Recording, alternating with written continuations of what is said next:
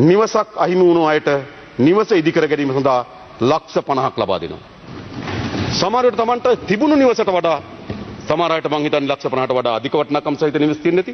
සමහර අයට ලක්ෂ 50ක වටින්නේ නැති නිවස් තියෙන්නේ නැති. හැබැයි අපිට ඒවා ගණනය කරන්න බෑ, දැන් ඒවා ගහගෙන ගිහලා ඉවරයි. ඒ නිසා අපි ලක්ෂ 50ක දීමනාවක් දෙනවා මේ නිවසක් ඉදිකර ගැනීම සඳහා.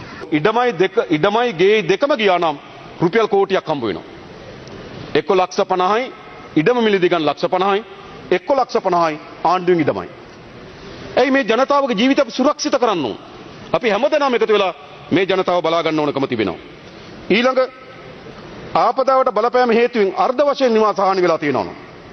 මේවට මේ පොඩි දීමනා දුන්නේ. තහඩු දෙකක් දාගන්න රුපියල් 5000ක් දෙනවා.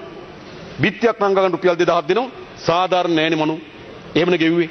හැබැයි අපි මොකද කරන්නේ? අපි ආපදාවට පත් වෙලා තියෙන නිවාසයකට උපරිම ලක්ෂ 25 දක්වා ඒ ගෙවල් යලි ප්‍රතිසංස්කරණය කර ගැනීම සඳහා මුදල් දෙන උපරිම ලක්ෂ 25. අපි හිතනවා ඒක ලක්ෂ 10, 15, 20, 25 කියලා කාණ්ඩ හතරකට කඩන්න. තහඩුවක් ගියත් ලක්ෂ 10යි. ඇයි තහඩුවක් කියන්නේ ඊටමත් එතන නිවසක් නෑ උන්ට. අපි දන්නවා මේ පළාත්වල තියෙන ප්‍රශ්නේ.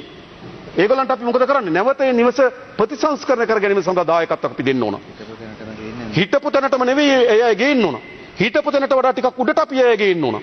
ඒ වෙනුවෙන් අපි ලක්ෂ 10, 15, 20, 25 කියන කාණ්ඩ හතරක් හදලා විනාශ මේ අර්ධහානි වෙලා තියෙන නිවස වලට ඒ මුදල දෙන්න අපි කටයුතු කරනවා. ඊළඟ අපි ආපදාවට ලක් වෙලා මිය ගිය අයට මේක මුදලින් තීන්දුව කරන්න බෑ. නමුත් අපි ලක්ෂ 10ක දීමනාවක් ලබා දෙන්න තීරණය කළා තිබෙනවා.